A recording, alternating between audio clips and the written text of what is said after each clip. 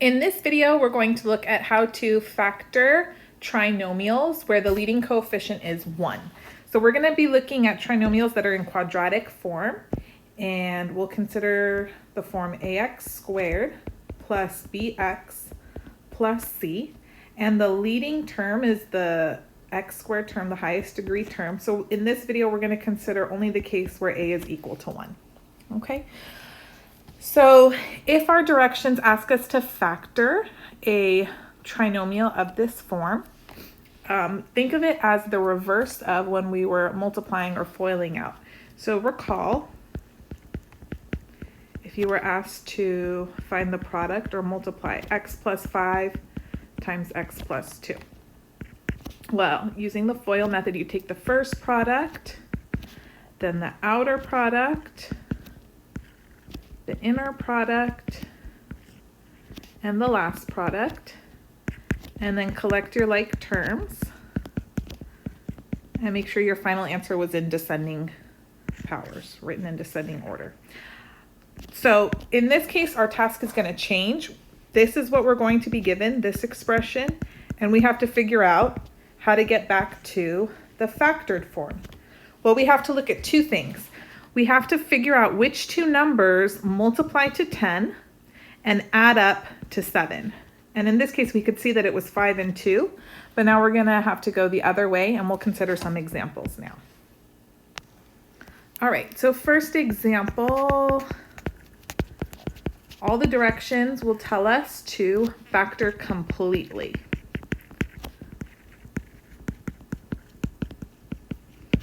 So example A, x squared plus 8x plus 15. All right, so the way you want to tackle these problems is first by considering what all of the factors of 15 are, and then decide which two sum up to 8.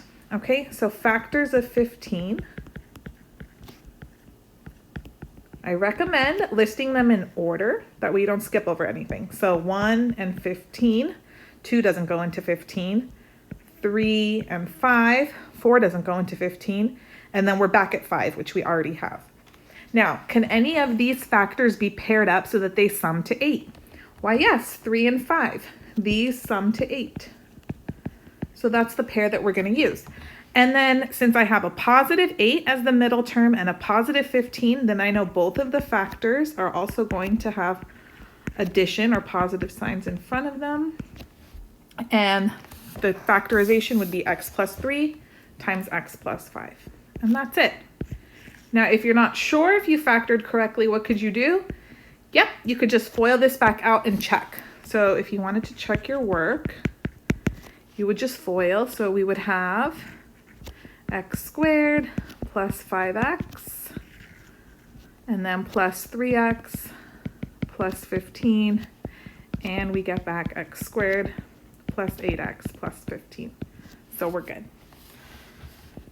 All right, that one wasn't too hard, and you don't have to list out the factors that way necessarily. There's lots of different techniques. So sometimes people will make an x like this off to the side, and then you want to figure out which factors of 15 add up to 8. Maybe you've seen this before, and then you list 3 and 5 as the winning combo.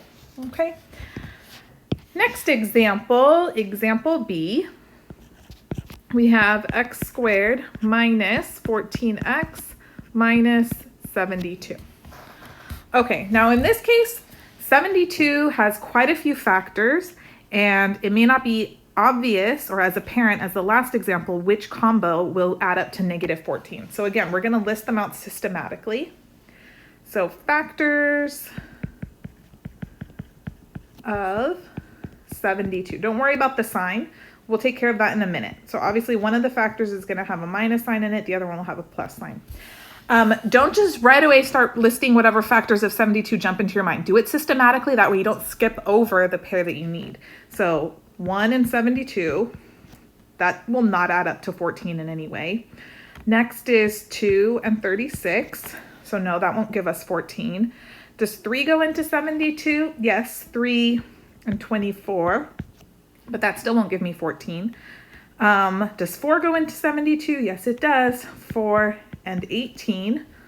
Ooh, I feel like that's the pair that's going to work. And then if you wanted to keep going, the other factors, 5 doesn't go into 72, 6 and 12, but that still won't give me 14 and 8 and 9. And only one pair will work. Okay, so don't be worried about that. So here's our winning combo, 4 and 18. That's going to multiply to 72, and I need it to add up to negative 14. So since it needs to sum to negative 14, then that means I'm going to use positive 4 and negative 18. And then my two factors are going to be x plus 4 and x minus 18. All right, and again, if you want to check, you could FOIL it back out, but that's it. Now, the order that you write the factors in doesn't matter because we know multiplication is commutative. So if you wanted to write x minus 18 first and then x plus 4, that's fine. Both are correct. And you don't have to write both every single time, okay? Lovely. Let's look at another example. Example C.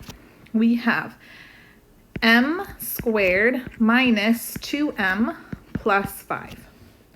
All right, so for this problem, we need to figure out which factors of 5 add up to negative 2.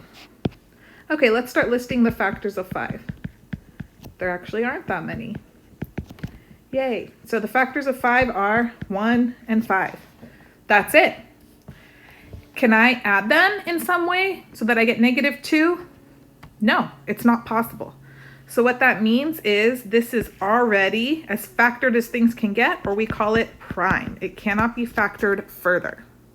What that means is it cannot be written in the form m plus or minus something times m plus or minus something. That's not possible.